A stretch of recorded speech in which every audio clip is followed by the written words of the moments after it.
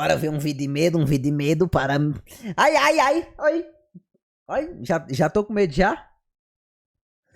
Casos obscuros de Lost Medias. Rapaziada, se vocês quiserem recomendar vídeo de medo aí no YouTube, aí vocês comentam. Lost Media são vídeos, filmes ou jogos que acabaram se perdendo com o tempo, ou foram destruídos de propósito. Hoje vamos explorar os casos mais sombrios de Lost Media, e à medida que o vídeo avança, as histórias se tornam cada vez mais perturbadoras. Eita. Estão com medo já? Melanie. Martinez! É boa, a música dela é boa, eu gosto. Hey girl, open the wall, finish the door, to be a perfect family. He asked the way, he where you any place. Hey mom. Em 2008, existiu um programa chamado Moment of Truth. A proposta era simples, um participante Ei, aí acabou o repeito. era colocado diante de um detector de mentiras e respondia 21 perguntas ao vivo. A cada resposta verdadeira, ele ganhava dinheiro, e isso se repetia até que ele pudesse levar até $500 mil. É o quem quer ser um milionário, né? Só que no caso é só 500 mil, então não vira milionário. Vira meio milionário, sei lá como é que fala. Mas havia uma única regra: se ele mentisse, mesmo que fosse uma vez, perdia tudo. Ou seja, o programa era feito para expor pessoas em situações extremamente desconfortáveis. Ah, então não é pergunta de... Era bagulho de verdade. Isso aí eu ganhava dinheiro fácil. Ganhava muito dinheiro, cara. Mas tinha outro detalhe: além de ser exibido na TV, E era exposto suas mentiras. Você já traiu a sua esposa? Aí o cara fala, eu nunca traí minha esposa. E essa mulher aqui, mostrava amante. Essa mulher aqui é o quê? Você é safado, você é infidel. os familiares, parceiros e amigos É bizarro, né? dos participantes estavam sempre presentes, ou seja, as perguntas não eram só desconfortáveis, elas revelam de fato segredos íntimos e bizarros. Você já deu o chebil? Então vamos para o ano de 2009. Nesse ano a emissora selecionou uma participante chamada Melanie Williams, e o que aconteceu com ela foi realmente sombrio. Mais do que isso, o episódio inteiro foi removido do ar por causa do que foi dito. Hoje em dia, apenas alguns trechos desse episódio foram recuperados com o tempo, mas o que poderia ser tão perturbador a ponto de se tornar uma Lost Media? Melanie Williams não era uma participante comum, ela cresceu em uma comunidade mormon chamada FLDS. Rapaz, nós vemos de manhã, Bruce. Se você não sabe, bom, eu falei sobre essa comunidade em um vídeo passado. Eu lembro não. O que é, rapaziada? Filho do Leozinho de Souza. É, meu filho mesmo. Que chegou a ser derrubado do canal. Ei, não, calma aí. Eu fiz a piada aqui sem saber o que diabo era, mano. Eu tô com medo. Ei, é não. É não. Mas eu consegui recuperar. Então vou tentar ser breve sobre esse caso, justamente porque foi ele que fez com que meu vídeo caísse. Mas na prática essa seita era liderada por um homem chamado Ei, era não. É não. É não, rapaziada. Warren Jeffs, que se autoproclamava um profeta. E se você não viu meu vídeo anterior, aqui um breve resumo de quem ele era. Rapaz. Ele dizia ser o único homem no mundo capaz de se comunicar diretamente com Deus, o que por si só já soa perigoso. Mas o pior era que o Warren organizava casamentos arranjados Eu lembro desse povo aí. dentro da comunidade, geralmente para ele mesmo. E o mais Eu quero ver uma população só dele. assustador, a idade das meninas nunca eram levada em conta. As cerimônias eram realizadas entre crianças e homens de até 85 anos. A Armário. comunidade também possuía regras extremas, como o silêncio absoluto das mulheres e a permissão para que os homens tivessem várias esposas. Não era desse cara aqui que tava falando daquele vídeo dos Mormon? Era desse cara? Acho que não, mas eu lembro dessas imagens aí. Mas talvez o mais macabro era que todos os casamentos eram decididos pelos líderes da FLDS, ou seja, claramente um culto. Então, dito isso, em 2009, Melanie apareceu no episódio 9 da segunda temporada do programa. Só que ninguém estava preparado para ouvir algo tão perturbador sendo revelado ao vivo na TV. Melanie participou do programa acompanhada do pai, da mãe e do marido, mas logo começou a revelar uma série de verdades perturbadoras. E ao fundo era possível ouvir a reação do público. Estavam chocados, surpresos e tensos. While living in a polygamous community, did you know of any underage girls who were married to adult men? O que foi recuperado até hoje é apenas o trailer do episódio 9. Tiraram por quê? A mulher expôs na verdade que tinha. O que realmente aconteceu dentro desse programa segue sendo um mistério até hoje. Muitas pessoas têm se dedicado a procurar o episódio perdido de Melanie Williams, mas até agora ninguém conseguiu encontrar Caralho, falando, né? Oxi! Era normal pra ela, pô. Tu é doente, é? Ela vai falar como? Ela vivia isso ali pra mim desde quando era de menor também. Era uma Perguntaram na comunidade que tu mora, é costumeiro ter adulto casado com criança? Ela falou, é. cópia completa. E aí fica a pergunta: o que mais podemos descobrir sobre essa Lost Media? This is the moment. Question 21 is in my hand. Melanie chose to risk her $350,000 to answer our 21st question. Aqui tem um ponto interessante. Pelo que tudo indica, o episódio foi tão perturbador que precisou ser dividido em duas partes. É porque é pesado, né? Ou seja, Melanie voltaria a aparecer no episódio 10, onde responderia a pergunta número 21, e é exatamente nesse momento que acontece a cena mais impactante. No episódio 10, que diferente do anterior, ainda pode ser encontrado, ela recebe uma pergunta final, valendo $500 mil. Mas para isso, ela teria que expor algo capaz de mudar a vida de toda a sua família para sempre. Tá, pega. Foi nessa pergunta que todos descobriram algo verdadeiramente perturbador. I'm going to show you this question. Is there anything you'd like to say to Melanie before we start?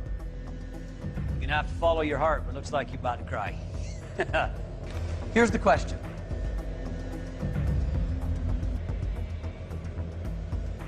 Is that the one you were fearing it might be? Logo em seguida, vemos o pai dela dizer: siga seu coração. Mas assim que Melanie lê a pergunta no monitor, sua expressão muda completamente. A angústia fica evidente no rosto dela, Ah, mas o pai até que falou, não, se quiser falar, pode falar. como se estivesse prestes a desabar. I'm gonna do it for my dad. I'm gonna go for it. It's a tough question, excuse me. But it's a tough question. Nesse ponto, vemos Melanie decidindo ir até o fim. Mas bora, meu filho, diga o que é, uma enrolação na boba.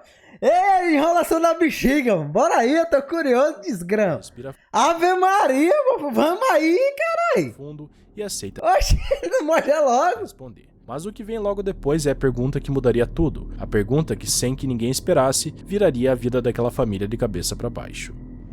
Do you believe your father, as an adult, has ever had sexual relations with Ah, Yes. Então é aqui que pergunto para Melanie se ela acha que o pai dela já esteve com uma menor. era essa pergunta aí, mas era da comunidade dele, é errado pra caralho. Da comunidade deles? No vídeo, vemos Algo mó comum onde ele morava. o quanto Precisa esse tesão todinho. ela sofre para responder. E quando ela diz que sim, a resposta se confirma. E Melanie, então, ganha $500 mil. Nice, ficou rica. Ela não só revelou coisas terríveis sobre a FLDS, como também expôs o pai para milhões de pessoas. Nesse momento, o pai tentava explicar a acusação, dizendo que tudo foi por causa de um casamento arranjado pela FLDS. Religion I believed in, so I did. Não passe pano, não. Eu tô passando pano, porra. Eu tô dizendo que mó besteira ela ficar desse jeito aí. Ai, que drama da porra. Se era algo comum que aconteceu onde eles moravam. Que porra de passar pano? Tem que mandar matar. Mandar I prender. married her. Ser estudado por prisioneiros. Passar pano aí dentro. O programa acabou. Sabe nem o que tá falando. E com o tempo, tudo parecia voltar ao normal. Mas acontece que em 2011, Melanie revelaria algo mais. 3 anos Ixi, voltou? depois do programa, Melanie surge na internet com um blog chamado Confissões de uma Garota Polígama. Lá Eita ela peste. contou como era crescer na FLDS, uma comunidade rígida, fechada e acima de tudo secreta. As mulheres não podiam falar nem contar a verdade. Se fizessem, eram chamadas de traidoras Não dava pra fugir, né? Acho que dava pra e fugir. condenadas a queimar no inferno. A Maria. Mas o mais chocante foi quando ela revelou que o pai havia mentido no programa. No show, ele disse que se casou com uma garota de 17 anos, mas segundo Melanie, ela tinha só 14. O blog terminava revelando que o pai dela dizia que as mulheres eram chamadas de ovelhas na Bíblia, e por isso deveriam ser tratadas como tal. E bom, no episódio Meu Deus. 9 da Melanie ainda se encontra Que diabo de... Era um culto mesmo. perdido, e parece que nunca saberemos quais outras perguntas foram feitas. É um caso impressionante de Lost Media. Megan Hausman. O próximo caso aconteceu em 15 de agosto. Ainda é mais perturbador. Nessa data, a polícia de Buena Park, na Califórnia, recebeu uma denúncia sobre um forte cheiro vindo de um beco. Pouco tempo depois, os oficiais chegaram ao local e encontraram um container de lixo. Ao abrirem e começarem a vasculhar o conteúdo, eles se depararam com uma mala estranha. Quando abriram essa mala, eles encontraram o corpo de uma mulher, mas os detalhes dessa cena eram bem assustadores. Calma. Essa mulher estava sem dentes, Um ritual macabro. com os dedos cortados e sem nenhuma roupa. Ou seja, alguém fez de tudo para apagar qualquer traço de identidade da vítima. Ah, tá. É. Parecia o crime perfeito. Nunca é. Mas havia um detalhe crucial que o assassino havia deixado passar. E daqui a pouco vamos falar exatamente sobre isso. Enquanto isso, os investigadores iniciavam uma busca intensa para tentar identificar a vítima, mas o que eles não sabiam é que, ao mesmo tempo, algo completamente diferente estava acontecendo. Pouco antes dessa data, em agosto de 2009, a emissora VH1 havia lançado um novo reality show Acaba na televisão, mano. de namoro. A fórmula era simples. Uma mulher chamada Megan Harsman buscava o amor da sua vida entre 18 homens ricos. Esses homens competiam com jantares caros, viagens e uma série de desafios para conquistar ela. Programa da O boba. nome do programa era Megan Wants a Millionaire. A Mega que é um milionário. Megan já era conhecida no mundo dos realities. Ela havia participado de outros programas da VH1 e era praticamente a estrela das competições amorosas da emissora. Mas entre todos os participantes, havia um que se destacava dos demais. O nome dele era Ryan Jenkins. Ryan chamava a atenção não só de Megan, mas também de toda a produção do programa. Ele era carismático, confiante e tão estratégico que ganhou o apelido de Smooth Operator, Esquisito, então. ou Operador Suave. Ou seja, tudo parecia dentro do padrão desse tipo de reality. É daquela música lá, né? Smooth operator. Smooth operator. Essa música é boa. Pessoas com dinheiro competindo por amor, Bruno? com muito luxo e drama. Mais um programa qualquer na longa lista da Ei, VH1. moço! Provavelmente um daqueles que seriam esquecidos com o tempo. Mas aí algo inesperado acontece. Quando o quarto episódio estava prestes a ir ao ar, o que poucos sabiam é que Ryan, na verdade, já era casado. E nessa mesma época, Ele foi se livrar da esposa. a esposa de Ryan foi encontrada sem vida. Enquanto a polícia ainda investigava o corpo da mulher no beco, Ryan fez uma ligação desesperada. Ele implorava por ajuda para encontrar sua esposa, uma modelo de Los Angeles chamada Jasmine. Mano, a mulher parece uma boneca, bicho. É, literalmente uma boneca. Tipo, parece que você consegue tirar a cabeça dela e botar, tá ligado? Rosquear, que nem bota na boneca Barbie. Que havia desaparecido sem deixar vestígios. Segundo Ryan, na noite anterior, ele e Jasmine tinham voltado juntos para casa, e no dia seguinte, ela Como é que mete um bicho feia? Com todo o respeito. Cadê o respeito aí, mano? O respeito era ficar calado. saiu para Ah, porra, é bom pra caralho, pô. fazer Ô, as rapaz, compras, mas ainda bem que teve respeito, né? Se não tivesse, tava fudido. nunca mais Fala e sai, mano, com a tua tia. voltou. Ei, tia, tu tá muito feia. Com muito respeito. Ele contou que tentou ligar para ela várias vezes, mas Ei, aí é falta de respeito, porque as exclamações estão em caps lock e o com todo respeito tá diminuído. ela não atendia mais. E lembra daquele detalhe importante que mencionamos lá no começo? Pois é, quando a polícia encontrou o corpo da mulher dentro da mala, eles perceberam que ela tinha implantes de silicone e esses implantes foram removidos e enviados para análise. Graças a isso, eles conseguiram confirmar a Caralho. identidade da vítima. Arrancaram o silicone da mulher e falou, vamos analisar pra ver se é ela mesma. Era Jasmine, e naquele instante, Ryan Jenkins se tornou o principal suspeito. Mas é aqui que tudo começa a mudar. Os investigadores ainda não tinham provas suficientes para prender Ryan, então nos dias seguintes começaram a reconstituir os últimos passos de Jasmine antes do seu desaparecimento. Foi aí que eles descobriram algo que contradizia totalmente o que Ryan havia contado à polícia. Na verdade, Jasmine nunca voltou para casa naquela noite. Eles descobriram que na noite da suposta despedida de Jasmine, o casal havia ido a um hotel em Del Mar, na Califórnia, para participar de um torneio de pôquer. E pelo menos as câmeras de segurança do hotel registraram tudo. Nos vídeos é possível ver o casal chegando, colocando as malas no quarto e depois saindo. Mas aí vem o mais estranho. Ele saiu sozinho com a mala. Por volta das 4h30 da madrugada de 15 de agosto, poucas horas antes do corpo de Jasmine ser encontrado, as câmeras gravaram Ryan correndo sozinho, visivelmente nervoso. Ou seja, aquela gravação desmentia completamente sua versão dos fatos. Ficou claro, Jasmine nunca voltou daquela noite. Nesse ponto, Ryan já havia fugido. Em apenas 2 dias, ele cruzou a fronteira, indo de Los Angeles até o Canadá. E tudo indicava que o plano foi cuidadosamente executado. Ryan sabia exatamente onde se esconder. Ele tinha dinheiro, tinha contatos e era inteligente o bastante para Ele sabe onde se esconder. Onde é que ele tava? Na televisão. se manter invisível. Ryan Jenkins is now the subject of an international manhunt. This former dating show Ah, tá. Então ele já foi depois. contestant is considered armed and dangerous. No dia 20 de agosto, as Bizarro. autoridades finalmente declararam ele culpado oficialmente. Mais alertas foram emitidos e as buscas foram intensificadas, mas Ryan parecia sempre um passo à frente. Então chegamos na manhã de 23 de agosto. Foi nesse dia que a polícia finalmente localizou Ryan Jenkins. Mas o que aconteceu em seguida foi chocante. Após dias de uma verdadeira caçada internacional, Sim, mas a Lost Media é o que aqui? as autoridades haviam montado um plano rigoroso que supostamente impediria qualquer nova fuga. Mas algumas horas depois, a Tem mídia pra caralho. polícia recebe uma ligação de um motel no Canadá, e era o lugar onde Ryan estava escondido. Só que quando chegaram, já era tarde demais. Ryan Jenkins estava morto. Na manhã de 23 de agosto, as autoridades chegaram ao motel esperando finalmente prender Ryan. Ele estava hospedado lá há 3 dias, mas não havia saído do quarto nenhuma vez. No dia em que Ryan deveria fazer o check-out e ir embora, ele simplesmente não apareceu. Algumas horas depois, o gerente do hotel entrou no quarto e encontrou ele sem vida. Foi nesse momento que a polícia recebeu o relatório e a caçada finalmente terminou.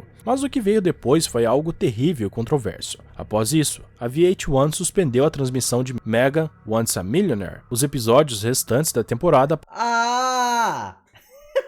Ah, então a série que virou Lost Media. passaram a ser uma Lost Media. Eles jamais foram exibidos na TV. Foi aí que as autoridades começaram a investigar mais a fundo e descobriram que Ryan já tinha antecedentes de violência, algo ocorrido alguns anos antes de participar do reality. Isso deveria ter sido um grande sinal de alerta para a emissora. E não para por aí. Ryan não era o único com processos criminais, boa parte dos participantes do programa também tinham antecedentes.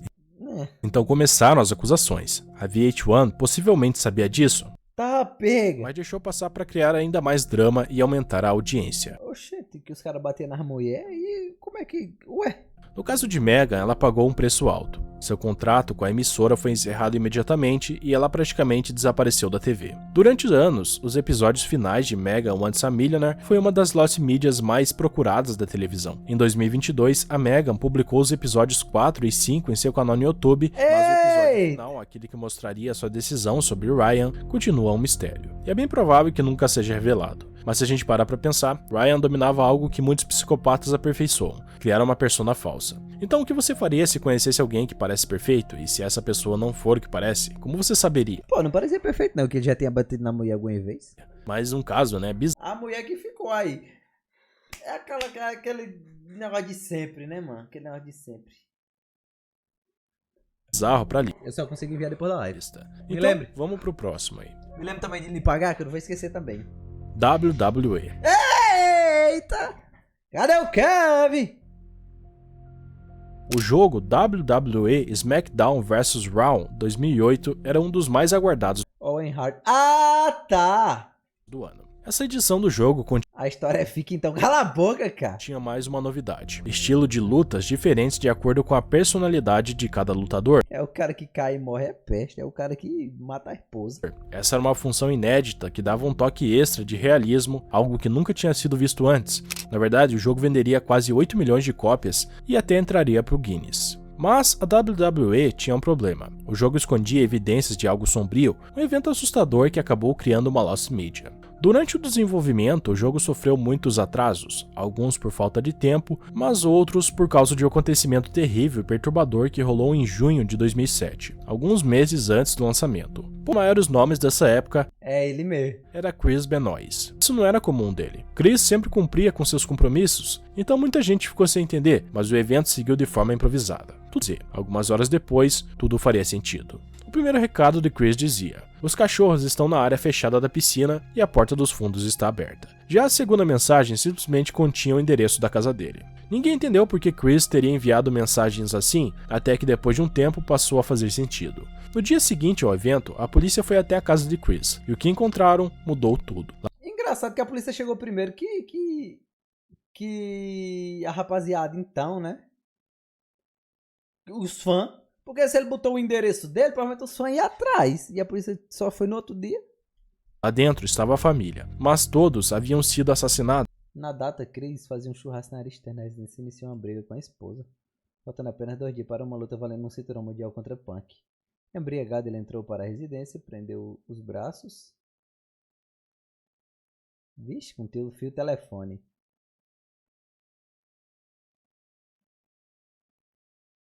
Tá peste.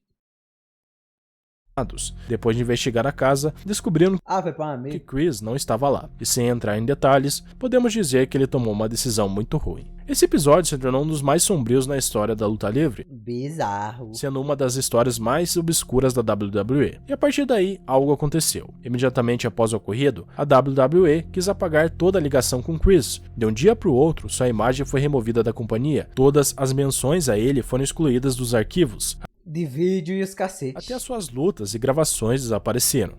Tanto que o Kevin patrocina pra nós batalhas de WWE. E não tem na Netflix, né? Mas aí tá o problema. A exclusão afetou o jogo, né? Que estava prestes a ser lançado. O jogo trazia várias animações, movimentos e aspectos Na Netflix tem? do Chris, mas eles foram removidos, ou pelo menos era o que se pensava. Em novembro, o jogo foi lançado, a tempo para a temporada. Tu viu ele ganhando o Royal Rumble. Então foi o YouTube quem tirou. Eu lembro que teve um que não tinha ele. Até que tu falou que, nesse aqui não vai ter ele não, eu vou mandar esse outro canto aqui. De Natal, mas por causa da pressa para publicar, os desenvolvedores deixaram algumas pistas escondidas. Por exemplo, o movimento característico de Chris, o Crippler Crossface, podia No YouTube que não tem. ser acessado se você hackeasse o jogo. Algumas pessoas relatam que existem versões de pré-lançamento do jogo que ainda incluem o Chris, versões que nunca chegaram ao público. Inclusive a capa do jogo passou por mudanças depois do incidente. Reza a lenda que Chris apareceria nela, mas devido ao ocorrido, a arte precisou ser redesenhada para mostrar outras estrelas. É muito fora essa capa. Bill Conrad. Caçando um Predador era um programa de TV bem famoso que começou nos anos 2000. Eu lembro de quando era pequeno, passava uns assim. Mas não lembro onde passava. Eu achava muito legal, achava muito interessante esses programas. Nele, os jornalistas disfarçados se passavam por menores de idade na Sim, exato. internet com um único objetivo: flagrar adultos que estavam tentando se encontrar com crianças Aí eles constrangiam, para fins filmava e os cacetes. abusivos. O apresentador do programa era Chris Hansen, que após uma investigação Hoje em dia os cabos fazem isso no Roblox. Faziam, né? Faziam, porque a Roblox localizava onde derrubou a conta dos caras.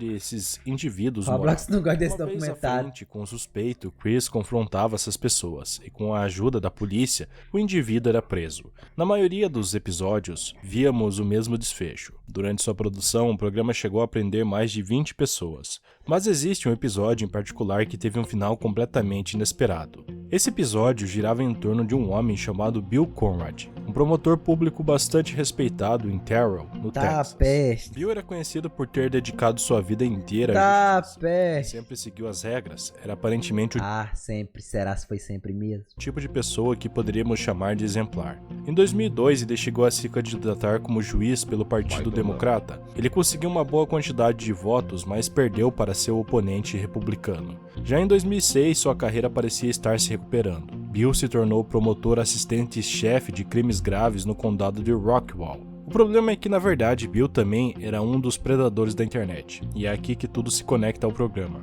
Um dos grupos que colaborava com o programa de Chris Hansen se chamava Perverted Justice. Esse grupo criava perfis falsos no UOL e no MySpace se passando por crianças e adolescentes. E o mais perturbador é que eles eram um time extremamente eficaz e constantemente conseguiam atrair e flagrar criminosos. Um desses criminosos foi justamente o promotor Bill Conrad. Apesar de sua posição profissional como responsável por prender criminosos na internet, Bill levava uma vida paralela. Online, ele se passava por um estudante universitário de 19 anos. Ele usava foto de modelos e seu nome era Inx00. Com esse perfil, ele começou a conversar com um garoto de 13 anos chamado Luke. Mas o que Bill não sabia é que Luke, na verdade, era um perfil falso criado pela equipe do programa. E lascou-se. E é aqui onde tudo começa a ficar extremamente perturbador. O programa revelou várias das conversas trocadas entre Bill e Luke, em uma interação que durou cerca de 2 semanas. Entre as provas reunidas estavam mensagens escritas e até ligações telefônicas, feitas com um ator contratado para Até ligou. fingir ser o garoto. Essas conversas eram tão explícitas e gráficas que ultrapassavam os limites do que o programa normalmente exibia. Ave Maria. Mas não para por aí. Bill também tirava fotos de si mesmo e enviava para o suposto garoto. Se lascou-se, Bill. As mensagens começaram de forma relativamente inocente, mas foram escalando rapidamente. Em pouco tempo, Bill passou a pedir para se encontrar pessoalmente com Luke, alegando que queria tirar fotos com ele juntos. Ah, tá. anos. Ah, tá. Quando o programa finalmente reuniu evidências suficientes contra Bill Conrad, chegou o momento dele encarar a verdade. Mas o que aconteceu a seguir mudaria tudo para sempre. Naquele ponto, a equipe de Chris Hansen da NBC e a polícia tinham um material bastante para agir. Ah, é, até aqui eles não sabiam que o cara era promotor, né? Meu Deus. Isso nos leva ao dia 5 de novembro de 2006. Nesse dia, a equipe do programa e a polícia foram até a casa de Conrad. Todos estavam preparados, mas assim que chegaram ao local, perceberam que algo não estava certo. A primeira atitude da equipe de produção foi se esconder como de costume, mas rapidamente notaram que havia alguém dentro da casa. O mais estranho é que essa pessoa parecia estar tentando se esconder. Depois de alguns minutos de espera, Chris se aproxima da porta com um mandado de busca nas mãos. Ele bate, mas nenhuma resposta. A polícia então começa a chamar por ele em voz alta, mas ainda assim ninguém atende. Todos ali sabiam que ele estava lá dentro, mas havia algo a mais. A tensão aumentava a Mano, vai ter uma criança lá dentro, nem lascando. cada segundo. Foi nesse momento que a polícia decidiu arrombar a porta e entrar à força. Alguns minutos depois, eles finalmente encontraram Bill. Ele saiu de onde estava escondido e apareceu em um dos corredores da casa, segurando uma arma. Os oficiais se posicionaram à sua frente e, segundo testemunhas, Bill parecia calmo. Ele dizia aos policiais para não se preocuparem, que não iria machucar ninguém. Por um instante, parecia que a situação terminaria de forma pacífica. Vai acabar, né? Os oficiais tentaram convencer ele, pediram com calma que abaixasse a arma. Por que será que é Lost Media? Fizeram de tudo para evitar o pior. Mas então o Bill ele toma uma decisão trágica, bem na frente de todos. Ele tira a própria vida. Ninguém conseguia acreditar no que tinha acabado de acontecer. A equipe da SWAT tentou prestar socorro imediato. O tenente responsável visou Chris Hansen. Bill foi levado às pressas para o hospital, mas já era tarde demais. Ei, mas vergonha da boba pra família, viu? E foi aí que começou a grande controvérsia. Após o ocorrido, o programa e a polícia foram duramente criticados por como conduzir a operação. Oxi! Ah, porque era um entretenimento. A irmã de Bill, Patricia Conrad, acusou o programa de agir como juiz, júri e executor. Ela criticou a NBC e a produção e os policiais. E disse que tudo o povo que é errado. aquilo foi feito por audiência e dinheiro. Não, mas foi mesmo. Para ela, o programa foi o verdadeiro responsável pelo destino trágico do irmão. E o que tornou tudo ainda mais revoltante é que foi descoberto que todas as pessoas capturadas naquela operação acabaram sendo soltas devido a falhas na forma como as investigações foram conduzidas É proibido, realmente. pelo programa. Isso causou ainda mais polêmica, com a pressão pública aumentando. Porque tipo, você tá forjando, né? Tá imputando. E não pode. Eu acho a maior palhaçada do mundo dizer que não pode. Mas tá bom. Os anunciantes cancelaram todos os contratos com o programa. É tipo, eita, fulaninho gosta de roubar carro, hein? Mas não temos prova que ele rouba carro. Aí, beleza, o que é que eu vou fazer? Vou deixar meu carro com a porta aberta e a chave na ignição. Fulaninho entrou no meu quarto, no meu carro, saiu, roubou meu carro. Polícia, prendam ele. Aí, ó. Fiz uma armadilha pra pegar ele. Eu não falei que ele rouba carros? Foi tu que fez a armadilha? Foi. Não pode. Aí ele vai solto. Mano, olha que bagulho bizarro. O que levou ao cancelamento oficial em junho de 2008. Não pode criar uma armadilha, não. Desde então, as gravações do caso de Conrad foram disponibilizadas ao público, mas ainda existe uma última peça perdida, uma fita que nunca foi revelada, a gravação que contém as últimas palavras de Bill. Dizem que essa gravação estava prevista para ser usada em um episódio do programa, mas como você deve imaginar, jamais ele foi ao ar. Ela permanece era o final até hoje. E Olha por como isso acabou. esse caso se tornou uma das Lost Medias mais impactantes da história da televisão. Jonestown. Pouco antes do amanhecer, uma van chegou ao cemitério Evergreen. Ela transportava 50 pequenas caixas feitas de madeira de pinho. Todas estavam ligadas a um dos casos mais sombrios da história moderna. Para entender isso, precisamos voltar ao início. James Warren Jones nasceu em 1931. Durante toda a infância, ele passou por experiências traumáticas. Ele cresceu na zona rural de Indiana, um lugar isolado, conservador e cheio de dificuldades. Foi nesse ambiente que Jones desenvolveu uma obsessão por religião e justiça social. Mas além disso, ele também demonstrava uma estranha fascinação por controle e manipulação. Uma das grandes inspirações de Jones era o pai de Vinnie, um líder religioso muito influente nos Estados Unidos, que afirmava ter uma conexão direta com Deus. Tá bom. O que realmente chamava a atenção de Jones era a forma como esse homem liderava sua comunidade, com autoridade absoluta, misturando fé com ativismo. E Jones absorveu tudo isso. Em 1955, ele fundou o Templo do Povo em Indianápolis. A organização era divulgada como progressista e defendia a integração racial.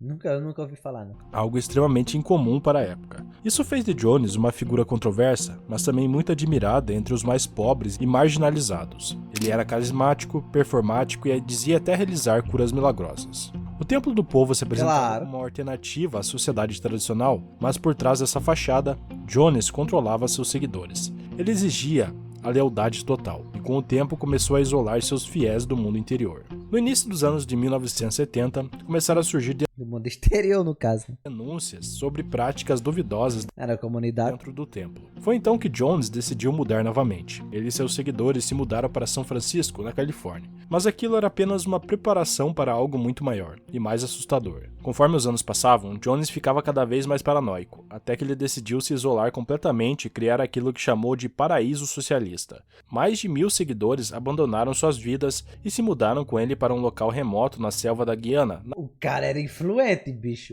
1000 pessoas?